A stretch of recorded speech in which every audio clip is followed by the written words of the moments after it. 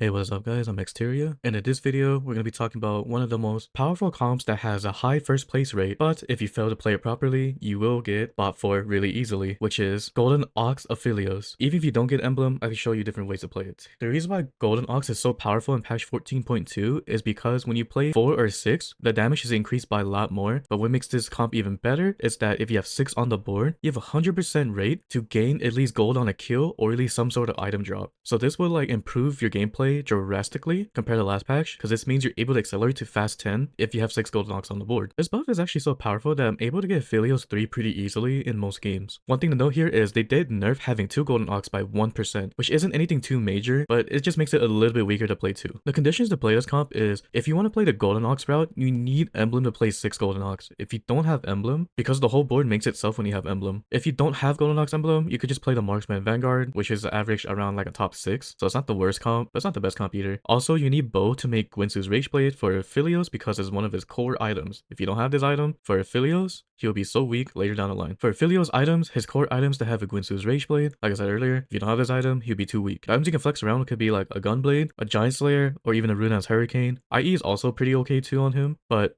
ideally, you kind of want stuff with bow in it or Hex to Gunblade to heal the board. And most of us already know that his BIS items is probably double Gwinsu's Rage Blade with a Gunblade, but these are items that you could just flex around just in case you need to slam. The best artifacts you can have on him would be a Sniper's Focus. It's the most consistent one on him. Collector is okay, and same with Rapid Fire Cannon. Fishing Bones is probably like one of the worst items to put on him because he needs to continuously hit one target so he can kill them as fast as he can. Since he's an attack speed champion, having Fishing Bones doesn't really do anything on him. For Xayah, her core item is to have a Spirit of Shojin because she needs to keep casting her ability. Since she's not an auto attacker, she's more of a caster. The best items to flex around will be an Infinity Edge, one of her strongest items to put on her. Since she's an ability user, it'll make her ability crit. Giant Slayer to amplify her damage, or even Guard Breaker with the IE. The best artifacts you put on her, same thing like Aphelios. Sniper's Focus is the most consistent. Collector is actually really powerful on Xayah compared to Aphelios. And you can do Mana Zane if you want her to keep casting over and over. The thing about Fishbones with her is actually pretty good because you have a chance to one-shot the backline with it. Since it hits random units, maybe you could potentially hit their carry and one-shot them. The main tanks you want on this comp is either J4, unless you have a Leona 2, then you transfer the main tank items to Leona 2 instead. The items that you need to build would be either Even Shroud or Last Whisper. Last Whisper is pretty good on Aphelios or Xayah, either one's fine. Ideally, I would prefer an Even Shroud because tank items aren't too important on this comp. You just need the minor necessities so you can have a decent frontline for Aphelios and Xayah to kill everything. The best emblems you can choose for this comp would be obviously Golden Ox, but if you want to play the Vanguard route for Aphelios Xayah, you can do that as well. On to the units. The best opener I like to do most of the time is to have a Kog'Maw opener because he's one of the best Gwinsu's Rageblade item holder in the game. And on top of that, Boombot is actually really strong in the early game. I would 5-streak a lot of time playing just these two with Kog'Maw and Skarner. And then filler units such as Kindred because she's rapid fire with Kog'Maw, and then just a +1 level 2 Vanguard like Vi or a Silas. You can put the main tank items on the level 2 tank, but if you don't have them level 2, just put it on Skarner because he's a better unit to hold if everything's level 1. The level 8 default board, which is Marksman Vanguard, this is if you don't have emblem because you cannot play 6 Golden Ox without the emblem. And the play this version is to have an Aphelios, Xayah, Jhin, and a Jinx. That's 4 marksmen right there. For the 4 Vanguards, it will be Leona,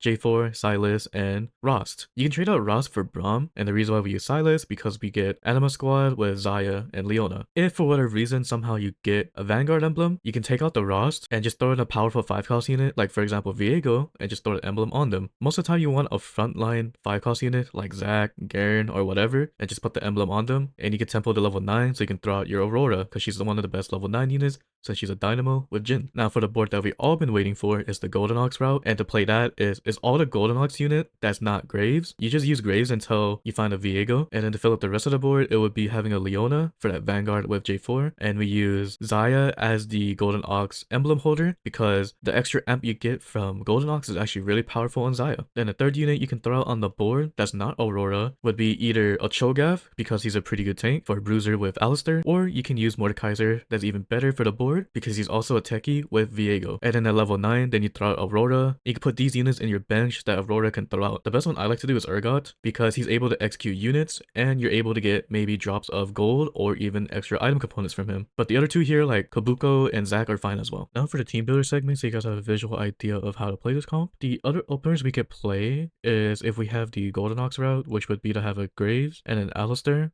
And then from here, we could branch out with having a Mundo. If you're lucky enough, you can probably get a Vanguard on drop, so you can get the Executioner in. But if not, it's fine. We can do Shaco instead for a better budget version, because we can fill up more synergies. 2 Slayer with Mundo and Shaco. And the first item slams I would like to do is to have either a Gwynsu's Rage Blade or an IE. If I have swords or something, that's fine as well. These 2 items are actually really powerful in the early game to have, but we're going to represent Aphelios items as Gwynsu's Rage Blade. And for tank items, I like to start with either a Sunfire or an Even Shroud, but for the sake of early game, Sunfire is probably like the best one to start with because it does damage and is pretty decent with tank itself since it gives like 400 health. And we could represent these as main tank items. And then from here, at level 5, hopefully you can find an executioner unit, like for example like Vanguard later down the line, or if you want to power up the board a little bit more, Sen is also okay, or just some sort of backline unit, like for example like a Morgana or something is fine, and then just try to play your strongest board all the way to level 8. Most of the time this might lose streak if you don't have enough level 2s on the board, like no Mundo 2 and Alistair 2, so you might have to lose streak with this board instead, but for the most part my playstyle is win streak, so I try to make the best board as I can. The other opener we can't do is basically the Nitro opener, where you have Kindred and you put the items on her. You have a Jax and you have a Shyvana. Jax probably might be level 2 by then, so you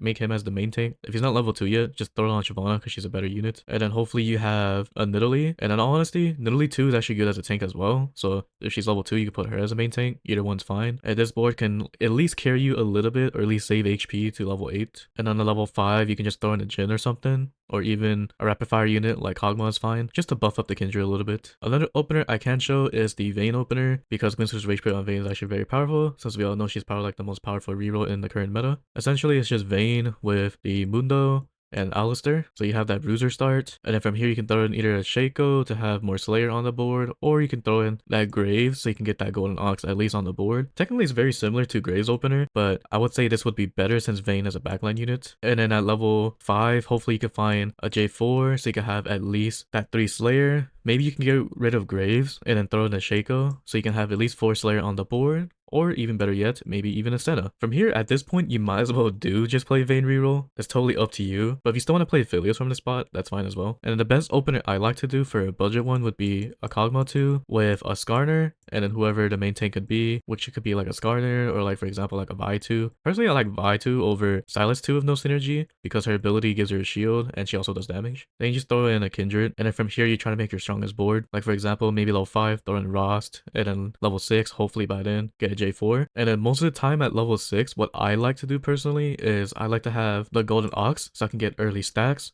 If most of you don't know how Golden Ox works, is the more you spend gold, the more damage you would do. But you have to spend at a certain threshold. And then I'll just take out like one of the Vanguard units, like for example, maybe Ross if he's not level 2. This is fine. Because usually around stage 3, if you're playing for Golden Ox, you would want to lose streak, so you can get extra income for later to roll for your board. Speaking of which, to play from level 8 from here, at least for the base board, it would be to have an Aphelios or the Kog'Maw, and then you get a Xayah with a Leona, a Rost, and a Sylas. So this is like your front line, like your main front line. And then for the backline units, it would be a Jinx with a Jhin. So this is the 4 Marksman for Vanguard, which is the default version of Vault emblems. This board isn't too strong, in all honesty. Even if you 2-star everything here, if you don't have powerful augments to back it up, you can't really top 4 with it. But if you're super lucky enough to 2-star everything here on your 4-1 or 4-2 roll down, you should be able to tempo to fast 9, because most people are not going to be strong by then. Since around stage like maybe like 4-4 or 4-5, that's when people would finally get stronger. So if you're lucky to at least hit a Leona 2 and a Aphelios 2, you should be able to win streak all the way. But if you don't have Leona 2 yet, you might have to make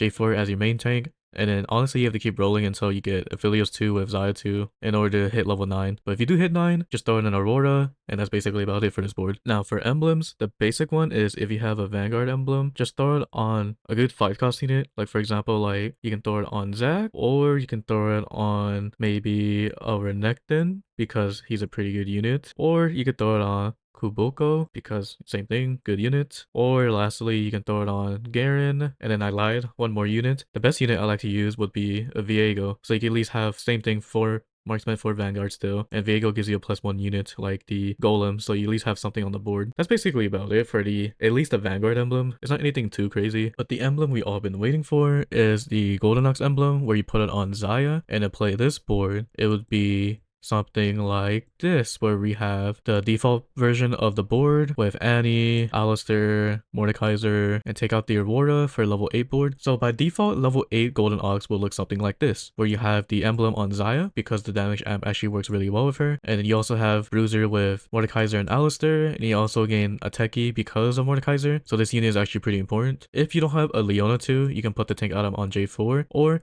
better yet, if you don't have a Viego, you're gonna have to use a Graves. And if you don't have a Leona 2, the better tank you can play is a Cho'Gath 2 over the Mordekaiser 2, and this would help you a lot. You can fast 9 and then play for the Viego over the Graves, and then trade out the Cho'Gath for a Mordekaiser 2. And yes, this will be worth it in the long run because Techie with Viego is actually very strong. And then you throw an Aurora at level 9. So this is the main board you want to play for 6 Golden Ox. Most of the time, if you have 6 Golden Ox, you can easily fast 10. By then, you can throw in even a better unit. Like, for example, you can throw in Garen, or you can throw in Samira, because you get Amp with Annie, or you can throw in Zac for extra tank, or you can throw in Kabuko. Even though you only get 3 Bruiser, he's still a very powerful unit. So you can do whatever you want at level 10. Essentially, I like doing Garen, so I can put Golden Ox emblem on Mordekaiser, Leona, or Aurora. Either one works. But yeah, that's basically about it. Golden Ox is actually pretty straightforward. A big tip I can give you is if for whatever reason you don't have any Aphelios items, but you have any items like Blue Buff, Shojin, then you can play Annie carry instead. Just drop the Xayah and then just play for a Yuumi instead because she gives you